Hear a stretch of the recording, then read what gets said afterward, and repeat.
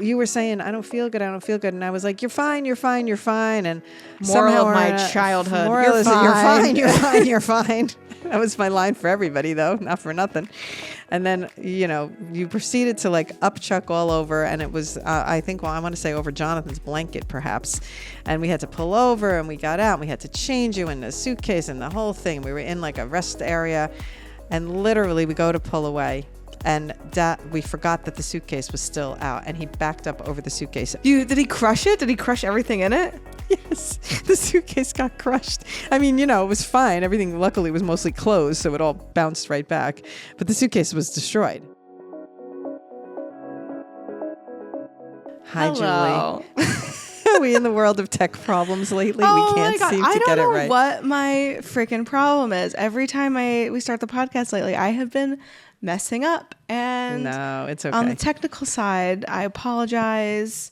We made it, but we're here. We're on the podcast. Right. We're here. We made it. And we're good. We came back up from Super Bowl weekend, which was fun and exciting. I have jokes written for you, even though they're going to be long-winded and not great, even though I think they're short. Oh, my God. I take feedback. I understand. I can't seem to condense, but I gave you. I made the mistake of giving you feedback, and then, not giving you feedback. I made the mistake of taking your set from last week, and then I kind of cut it up, and not in a bad way. I was more just trying to show you like how you take the long-winded prose and you make it into like jokes and punchlines and setups and punchlines. But I didn't give you any context for why I did that, and then I felt really bad. And then I sent you like a novel and text messages because I was like, "Oh my God, I am the worst person on the planet." Let me just say that it's interesting. I had this a video that I watched about how you can get yourself so worked up for how you think someone's going to react, and you could spend 3 days spending, oh my God, how this person's going to react to something, and meanwhile they were onto something totally else, and they're not even thinking about your thing, and they're totally fine when you finally, when they finally react to it. Yeah. So I think a lot of what we do is to ourselves anticipating what we think that person is thinking, and I was totally fine with it. Actually, I was like, oh, okay. The only thing I felt from seeing your feedback was like, well, now it's written in a way that doesn't even feel like me, so I'm going to have to find my way back to finding my own voice, because there's things you reference that I would never say, like about going to therapy. I don't know. I wouldn't say those things. That wouldn't be part of my lingo. So whatever, which I should. Okay. Everyone can benefit from it. I know. Let me try and figure out when I'm fitting that in, but I really probably do. Oh my God. It's an hour once or every other week, whatever. Anyway. All right. All right. Anyway. I just thought that was funny because your whole bit was about not getting attention. I'll just say, I can give you like my feedback, because last week we kind of talked through it, but my feedback was that like, it was a little long-winded. Mm-hmm. It was a little too much, mainly because Steven and I had seen a comedian once who did all this material about being a boomer and her son being Gen Z, and like how like, oh, woe is me, I'm a boomer and other generations suck. And I just don't want your material to come off like that, because I think a lot of people are kind of sick of the boomer I don't want it to come off that way either, because I'm perfectly happy to be this age. So I just think I like it to be like I'm not really a normal boomer. So that's what I was trying to. So we're working on that. Yeah, and I also think I texted you this, and I was like, oh, that was insightful. I should remind myself of that for myself. It's like, you think being general on stage is going to be beneficial and that everyone can relate to it. But in fact, sometimes it's the opposite. It's like when you're more specific, it's like people can relate to the specificity in your events than they can when you're just being general. Okay. So you talking about feeling invisible because going to the bars with your sisters is more relatable than just being like, I'm a boomer, I'm invisible. I see. You know? Right. That was good. That's insightful. Yeah. All right. So well, I'll try and do my bit now that I wrote. And now we can recap last week. We talked about the social media blunders, our times where we've gotten trolled on the internet. So Helen has some material on that, and so do I. I only have a few lines. Mine is very short. Okay. Mine is more longer storytelling, so we'll have to condense it. It's okay. And you could be a more storytelling person. That's totally fine. You don't have to I think it's more my style, but I can figure out how to condense, I think. Yeah. All right. So here's where I am with my little bit, okay? You're good. Okay. I'm excited. You excited? I don't know if I am, but here we go. Being TikTok famous has its ups and downs. I mean, it's mostly ups, and because it's great when you have a video go viral. Trust me, those dopamine hits are amazing. And I've made friends on social media who are actually friends now in real life. However, once in a while, the negativity creeps in when you least expect it. I got a cute little drone. Like some people get a puppy, content creators get content tools. I like that line. Right? I like that one. So I took my little drone pup to the park. New Yorkers being New Yorkers, a woman was heading straight into my hovering drone. So I gently touched her sleeve and said, "Ooh, be careful." And we both had a little chuckle. And I thought, cute, I'll post this to TikTok. It'll go viral because it was really cute. Well, it went viral, but you would think I tackled her to the ground the way the internet came for me. Hundreds of comments ranging from entitled boomer, get a permit to fly that drone. If you touched me, I would smack that drone to the ground. Real comments, no joke. But one person had to comment, "What's wrong with your legs?" I could not stop thinking about that one comment for days. I soon found out there was an entire vicious Reddit thread dedicated to me and my drone. And you know, I actually hit celebrity status when you finally figure out that you're Reddit famous. But still lingering was that one comment about my legs. The other cool thing about having a lot of followers on social media, that's where I need a transition because I think this is weird that I switch subjects. But the other cool thing, live editing while you're live editing. The other cool thing about having a lot of followers on social media is that you become part of a kind of club of fellow creators with big followings. It's like being a member of the special elite forces, only the social media version. Occasionally, I get to meet fellow influencers in real life, and it's like a modern day pen pal. Remember those, Julie? Mm-hmm. Okay. I just met one of my favorites last week when I was traveling, and it was epic. Of course, I was ready with my camera when I saw her approaching, and I filmed our meetup, and I'll never forget the first thing she said when she saw me. Well, I'll never forget it because I was recording it. We hugged, we twirled, we laughed, we filmed, we screamed, we filmed, we made a scene, we didn't care, we hugged some more, and then she said, "Oh my God, your legs are fine." I like how you come full circle. I tried. You try. Again, I feel like it's more storytelling than comedy, and that is okay. That's totally fine. I like the thing about calling. Now I felt bad. This is the problem. No, I don't mind I don't mind the criticism. Like I want to get better. So I know it's not that funny because it's just like a real thing that happened. But I will tell you, like, no joke, Lorraine actually did say that. She said, "Oh my God, her legs are fine," she said to the camera. And I thought that was really funny. So that's why I worked it into the bit. I know. So I'm like, anyway. You do good. I feel like you have good formatting. You have some good lines in there. And I think we were talking about this is that sometimes I think like when you start comedy, you think, "Oh, I'll just tell this really funny story." Yeah. Like that'll be funny enough. Because you see, and I think part of it is like we see comedians do that. They're like, "Oh, they're telling such a funny story. They're just telling a story." But the thing is, they're so good at it. They're so good at adding in their like interpretation and analysis. And that's where the jokes are, is that they're like, telling you the story, they're telling you a line about the story, they're making a joke about it. They're telling you a line of the story, and the joke is so quick and fast and relevant that you don't even realize that it's like, oh, they inserted it like a setup and a punchline there. Yeah. Which is I know. I want to like. It is a skill. It is a skill. It's hard. And I'm going to say where I think I did it well, that because I could tell by your reaction, is when I said some people get a puppy, content creators get content tools. Exactly. That I know was good. That was A+. That was because it's like you're taking.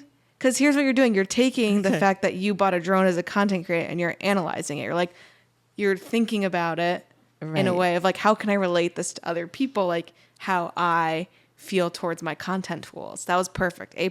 Right. Okay. That's exactly what you need to be doing, but almost have like in like every part of your story. Right. I got to figure out that's how you make how it to a do set. that. That's it. Oh, I see it now, kind of, because I as soon as I read that line out, I was like, oh, that was a good line. Like I could tell by your reaction, and I'm like, okay. And then I tried to keep going with it. Like I took my drone pup to the park, like it took it for a walk to the park. Oh, I should have said that. So I took my drone for a walk in the park. I should change it to that. Anyway, but then it got a little long where I was trying to explain the woman walking into it. I tried to keep that as condensed as possible. Yeah. Anyway, it's so hard. You did good. It's hard. You're learning. You're doing It's good. hard. You could do All more right. storytelling. You could also focus. I'm going to read mine, and you'll see how much shorter mine is of just like Okay. idea, almost like ideas of like where I could go with a bit. I want to raise my hand. So Ben, who you know from the comedy world that I'm friends with in New York, he said that I should go with him to do some open mics. Could you imagine? Could you imagine? I'm going to have to look into that, Ben. We're going to have to do that. But it would be so funny to practice doing this in front of people. Yeah. And just like... Of course. All right. We'll see. He'll take you to supportive mics. Okay. It is scary. When I first started going to open mics, I think I might have talked about this on the pod. I don't know if I talked about this, but when I first started going to open mics and I first started doing comedy, I would always be like get very stressed, be sweaty. I'd literally have a headache afterwards. Oh, wow. And I don't know if it was like I wouldn't say it was like adrenaline. I don't know. I think maybe it was more like the stress, being on stage, having bright lights in my face. That was the most jarring thing for me when I started comedy, because I've never done anything else performative either. It was like getting on stage and being blinded by the spotlight. Like literally, not like, oh, I'm blinded by, like literally the spotlight blinding is blinding. And so I would get these headaches afterwards, and I was like, oh, this kind of sucks, but I guess whatever. And then last summer when I had like the car accident, the kidney stones and all those things, and I basically had to take like a month and a half off from comedy. When I first started going back to open mics, the headaches came back of like me, like I had to like retrain myself to get back into like open mic shape. Interesting. But I literally think it was the lights and like the mental, like the mental gymnastics of like knowing material and having it locked in and all these things.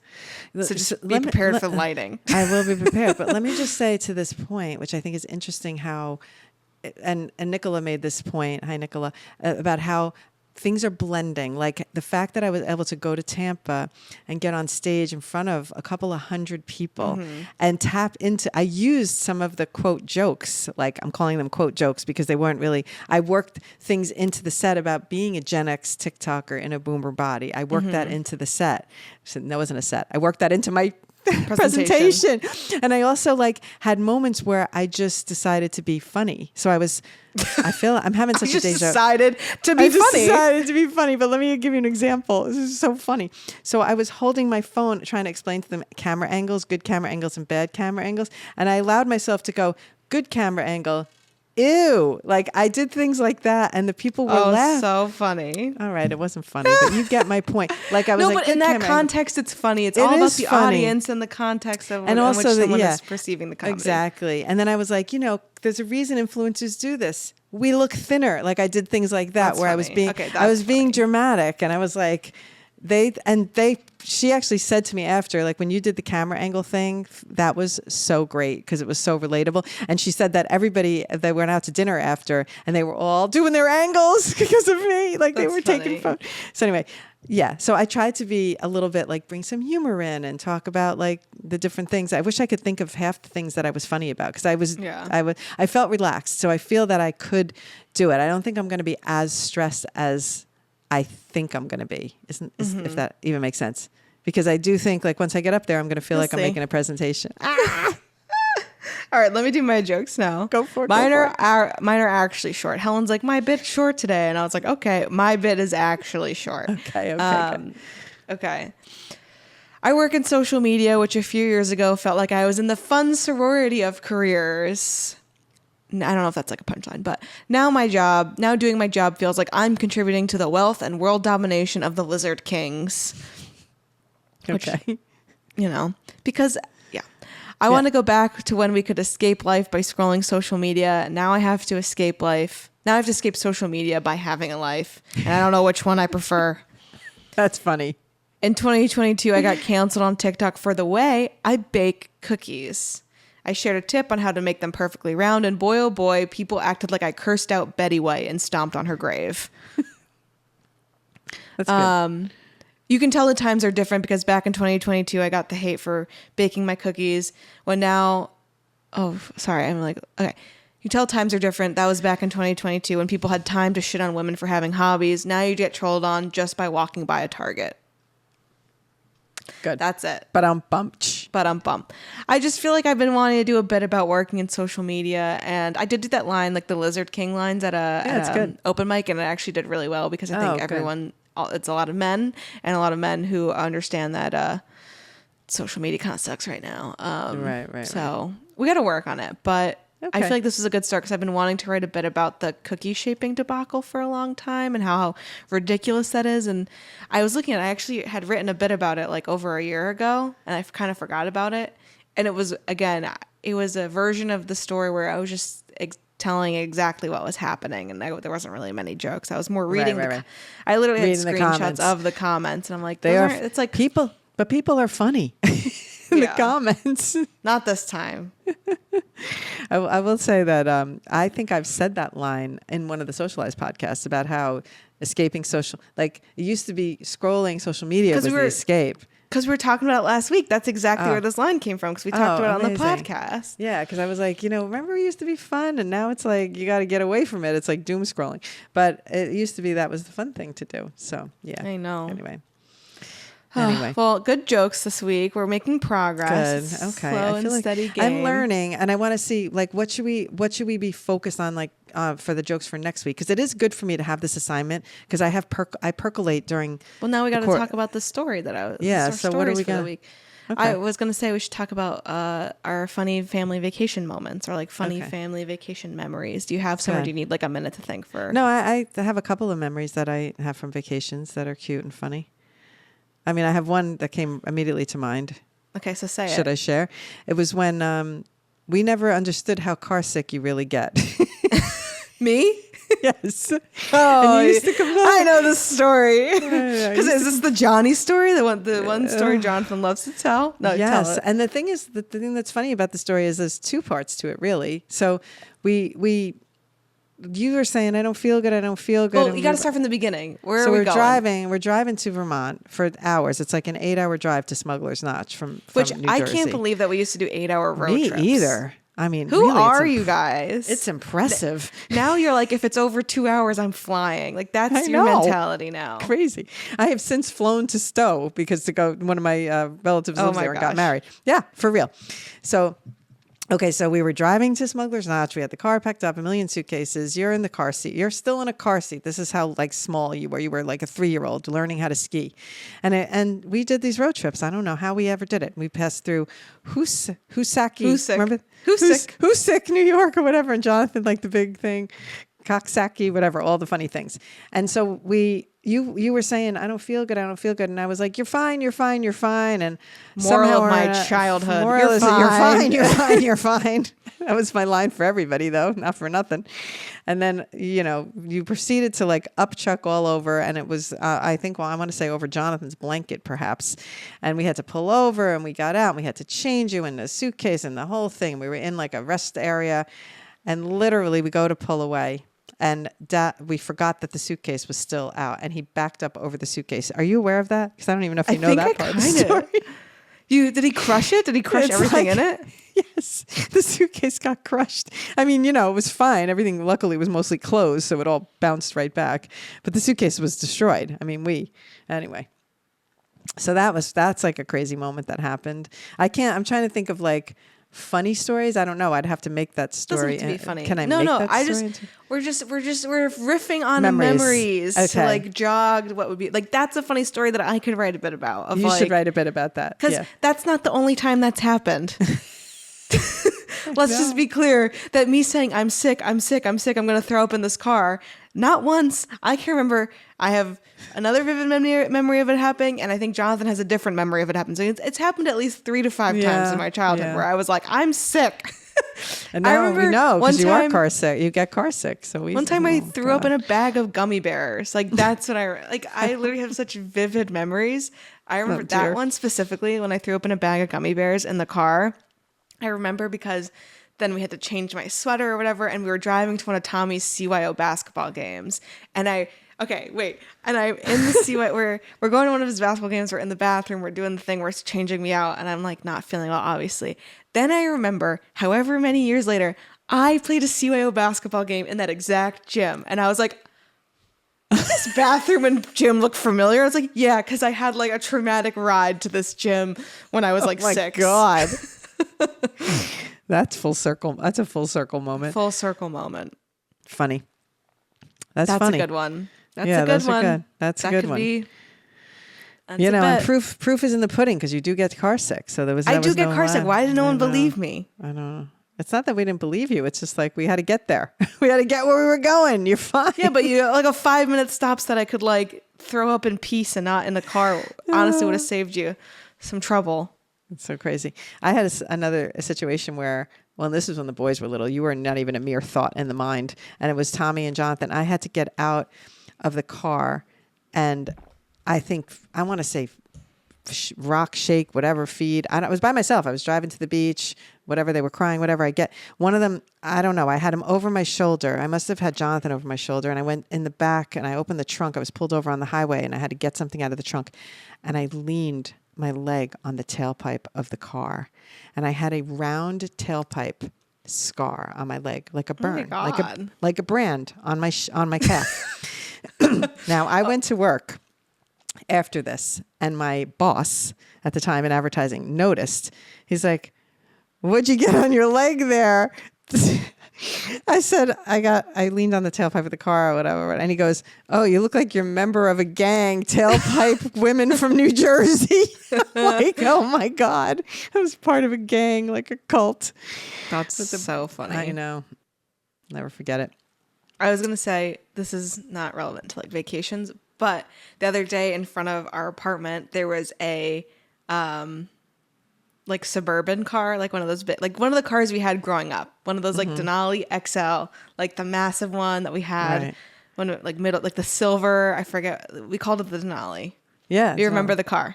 Yeah. Okay. It's big suburban. And I'm like, oh my God, Steven, that's the car I learned to drive on. And he was like, are you kidding? Just because like the size proportion of me. To you. And then I'm like, look at this. I drove this car growing up. I'm like, I would haul all my friends to sports practices in this. Like once I got my license, like I was driving this around and I'm looking at this car. I'm like, oh my God, this is crazy that this is the car we used to drive. And then I go, can you imagine Helen driving this? Like driving the bus. You guys used to always make, like, say I was like the fun bus driver. Remember that? Yeah. Yeah. Oh my gosh. You know what else? Speaking of driving, this is a good funny story for you to write a bit about, but we decided that you had to learn how to drive a stick shift. Oh, so yeah. I said, well, you know what? You kind of got the hang of it pretty quick. And so I immediately had you drive. I said, you can drive wherever we go. And talk about being a chillax mother. I had you driving a stick shift on the New Jersey Turnpike to IKEA. Now, if anybody listening to this knows what that means, it is chaos. It's like a 10-lane highway. Terrifying. Doing it now is scary as a driver in a regular car. And you made me do that at like 16 with a learner's permit. And, P.S. I was also terrified because I said okay, but then I didn't want you to think I was nervous.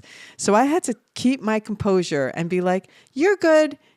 Meanwhile, I barely could breathe on this road as we were trying to approach IKEA for whatever reason. I will never forget it. And Carmen always says, Helen, if you have nothing else, you have balls. That's what she used to always say to me. Because she goes, you let Julie drive a stick shift to IKEA. I barely can get around the block in Chatham without stress. Oh my God. Oh, we had so many laughs about that. And she'll bring it up to this day. She'll go, just like driving to IKEA with Julie with the stick shift. Oh my God. Oh my God. Because my thing was, as a parent, I was never going to be that parent that was like, oh, watch out, because I grew up that way. And everything was like, I think that's why I'm scared of heights. Mm-hmm. If I would go up 3 rungs on the jungle gym, it was like, oh, you're going to fall. So I was always like, you're good. Meanwhile, I'd be terrified watching you up on these, jungle gyms because I have a fear of heights. Yeah. But I would never let on. I'd be like, you're good. Keep going. Right? Yeah. We don't want to We don't want to teach the same fears moving forward. This is a big thing for me, and I feel like I talk about gentle parenting. This was active parenting, actively not No, not gentle parenting in my case, but I'm saying actively not making You're the same fine mistake. is not gentle parenting. You're fine. No, I know, but you get my point. Like I didn't want to repeat. You didn't want to instill fear or worry. I didn't want to instill fear, and I really think I hope I did okay with that. And so for that, I jumped out of a plane. And for that, wonderful. Oh God, I was just gonna say. Then you can have your own. You can make up your own worries. You don't have to look at me for it. Yeah. Oh my God. Oh my Funny God. stuff. I'm trying to think of some. I know. I was thinking of some family stories. I think I have like two that are kind of funny. One's just on one of our ski trips where we went to Tahoe, I think. Okay. And Tahoe is so complicated, like the mountain, the trails. And I'm the navigator. Like I have the maps. After like the first day, I kind of got the gist of the trails. You know, I'm good with directions. And there was this really complicated thing to get back to our hotel. You had to specifically take this one turn on the slope. There was if you it was missed like that turn. It was a fork in the trail, and I was like, you have to go to the right. And if you miss the right, you literally have to ski all the way down. Then you have to ski back up, and you have to make sure you don't miss that turn again. And I'm like, Accurate. just make sure you follow me, because if you miss this turn, Yeah. you're doomed. You're Whoops. fucked. Basically. And what do you know? We're going down the mountain. It's the end of the day, and we get to the point of the turn, and I start to go because I'm the And leader. I love how you always had your stick I always pointing. point with my pole. I'm like, I this always way. point with the pole. I'm pointing. I missed it. And all of a sudden, I turn around, and Helen is not anywhere to be seen. And I'm like, "Oh dear I Lord. missed it. I missed And it. I can't exactly go back up. I can't like walk up the hill. Like I'm already too far gone. You So have I to just go, you have to carry on. So That's what I it is. ski down all the way. I get down. You have to, and it's not like, oh, you just ski down to the end of the trail and you're back at the hotel. You ski down. You have to walk. You have to take your skis off. Then you have to walk to a gondola, and you have to get on the gondola. You have to take the gondola down. It's like a whole process. So By I do all yourself. that by myself, which is fine. I'm like 24 at this point. It's not a big deal. But I get back to the hotel, and it's like an hour until you get back. I And could I'm not find my way Oh my back. God, she's gonna go missing. I literally was like, she's gonna be missing. Like I had showered, I had changed, I was like relaxing in bed, and I'm like, at what point do I call ski patrol and be like, my mom is lost? Oh my God. Next time I'm putting an air tag in your coat. Oh, that's a great idea, actually. All right, so you have to understand the context of this. Is that when I go to a mall, if I walk into a store, like if you're going in one direction and I walk into a store, if I come out of the store, I don't know which way to keep going to continue. Yeah. So this is coming from someone who that's my sense of direction. Like my brain is like Dory almost. I go in to the store. I'm looking for the thing. I walk out of the store. I'm like, which way did we come from? I can't find the car that I parked wherever we parked. I'm like, where did we park? So I have memory issues with like directions as it is. I just Yeah, that's not. So nothing, add that. Nothing new there. You're fine. I'm Oh, crazy. boy. You're fine. I'm crazy. That's what we just figured out. Oh Wait, my does God. everyone's going to feel sorry for you as a child being parented by by a child, basically. Throwing up in the car, forced to drive to IKEA. Oh my God! And you were worried when I was young, when you were born, and that I was going to be a young mom for Tommy, and that I wasn't Sure. going to remember this, and then you Yeah. weren't going to be a young mom for you. Meanwhile, I'm like a younger mom for you. You're the mom. I wonder how great. that happened. Don't know. Too many things going on. Anyway, my Oh, other fun. story, I think like other family vacation story is that I just remembered this as we were like talking about it, but we went to Disney World with Grandma and Grandpa one year, and then we took Grandma on the Buzz Lightyear Oh, shooter that was website, and I don't know what, and we did a similar thing. We took Sita to Six Oh, Flags. gosh. Once. Something about putting an old lady on a On a roller roller coaster by the way, the most tame roller coasters, and watching them freak out. I know. I'll never forget Sita. She's like, oh Lord. You know, she was freaking out.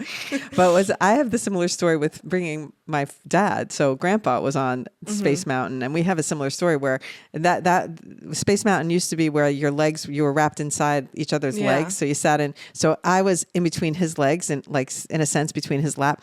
And his legs were clamped on me because he was so freaked out. And the whole time he kept saying, this is the funny part that he kept saying, I'm going to kill your mother. I'm going to kill your mother. I'm like, what does she have to do with it? Not for anything. I mean, she convinced him. She said, yeah, it was not bad because she went on it first and told him it was okay. And he was going, but we were going up and, it does the countdown, 10, 9, 8, 7, 6, 4, it takes off. And he goes, oh, this isn't so bad. And I'm like, uh-oh. Oh my God. That reminds me of another. Okay. Wow. We're look at this. We're riffing. We're ideas back and forth, riffing. One of Dad's probably last. So we go to Six Flags every year for Jonathan's birthday. And I think one of the last times Dad went to Six Flags, I don't remember what ride he went on, but I remember that ride because he has back, neck, knee, hip pain. He has all the pain. And every turn he's like, every turn was just like a sound effect. And I thought he was like doing it on purpose at one point, which I feel like he probably was, but it was just like so funny. Oh my God, that is funny. Old people on roller coasters. No, and it's funny because I'm a person that have always been roller coaster, like it's part of my DNA to ride roller coasters. I love it. And that's how I got you guys all into it. And I'm to blame for Jonathan's love of roller coasters. So I have my own self to blame for all the trips to Six Flags I still have to do. But I loved it. As a child, we used to go to this amusement park, Palisades Amusement Park in Palisades Park, New Jersey. And it was our school trip or a CYO trip or something. And every time we would go, I could not tell my mother, I would not let grandma know that I rode the roller coaster. I would get off, get on, get off, get on, get off, get on. I would do it like 15 times in a row, this roller coaster. And I'm like, I had to not tell her. If I ever told her that I went on a roller coaster 15 times in a row, she barely could handle me climbing up a jungle gym up like three ledges up.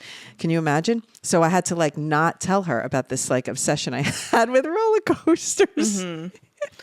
Oh my God. To this day, I don't think she knows. Oh my goodness. I had one more and I feel like I just lost it. I had one more thought and now I can't think of it. So is it about amusement parks? It was oh shoot. Hershey Hold Park. On. Give me 2 seconds. Get back to it.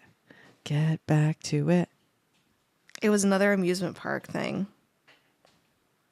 Hold on. Oh, I got it. Okay. This could be the last story and then we can wrap up. I just remember that.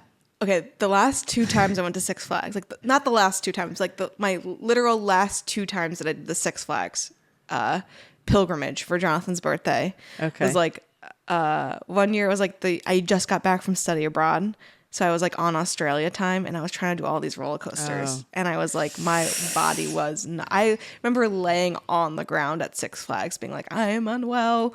Oh God! And then the last time.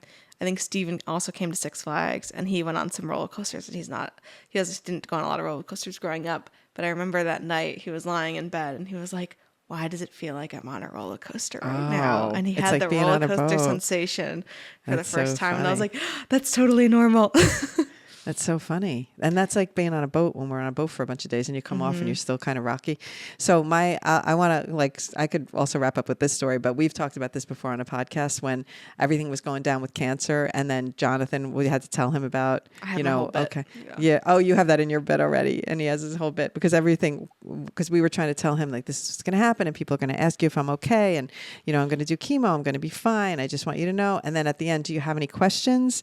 And his main question. He takes a long pause. And the first thing that comes out of his mouth is, but who's taking me to Six Flags for my birthday? I know. And that just explains everything about him and about it. And it was really cute. And P.S. Shout out to Omar's mom, Marianella, who took him to Six Flags that year and the year after, because I had 2 in a row. I had to go to a wedding the following year during his Six Flags trip. So 2 in a row she took care of. But it was so sweet. But you know what? In fairness, I always do the WWE wrestling fronts, and I take her son with us so I do the wrestling. She did the Six Flags. Yeah, so that's our family vacay, the wrap up. That was fun. I think I'm going to have to write a bit about the car sickness on the vacations. That's going to be, I think, what I write the material about this week. So tune in next week and I will write some jokes about that and I'll have some prepared. All right. I might tackle like getting lost on a mountain. I think that'd be good.